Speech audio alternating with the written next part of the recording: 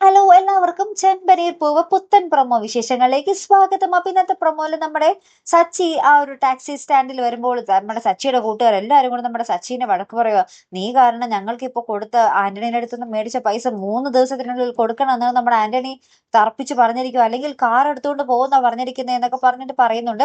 അതിനുശേഷം നമ്മുടെ സച്ചി നമ്മുടെ ആന്റണീനെ കാണാൻ പോകുന്നുണ്ട്. അപ്പൊ ആന്റണി പറയുന്നുണ്ട്, ശരി നീ വന്ന് പറഞ്ഞതല്ലേ, ഞാനൊരു വിട്ടുവീഴ്ച ചെയ്യാം, പക്ഷെ ഞാൻ ആ ഒരു ടാക്സി സ്റ്റാൻഡിൽ വരും.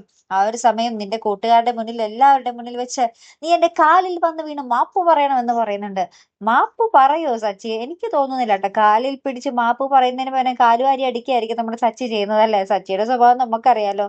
അതിനുശേഷം ഉണ്ടല്ലോ നമ്മുടെ സച്ചി വീട്ടിൽ വരുമ്പോൾ നമ്മുടെ രേവതി ഒരു സ്ഥലത്ത് കിടക്കുന്നു, നമ്മുടെ സച്ചി ടെറസിൽ പോയി കിടക്കുന്നു. അങ്ങനെ രണ്ടുപേരും ഇപ്പൊ മുഖത്തോട് മുഖം നോക്കാത്ത ഒരു അവസ്ഥ തന്നെ ആയിട്ടോ.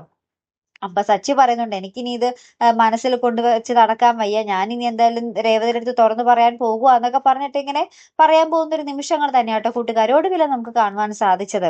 അപ്പൊ എന്തായാലും നമ്മുടെ സച്ചി ആ ഒരു സത്യം തുറന്നു പറയുമ്പോൾ ഇനി നമ്മുടെ രേവതി വിശ്വസിക്കുമോ ഇല്ലയോ എന്നതാണ് അടുത്ത ചോദ്യം, അല്ലെ? അപ്പൊ എന്തായാലും കാത്തിരുന്നതിനെ കാണാട്ടോ. അപ്പൊ അടുത്തൊരു വീഡിയോ വരുന്നത് വരയ്ക്കും ഗുഡ് ബൈ.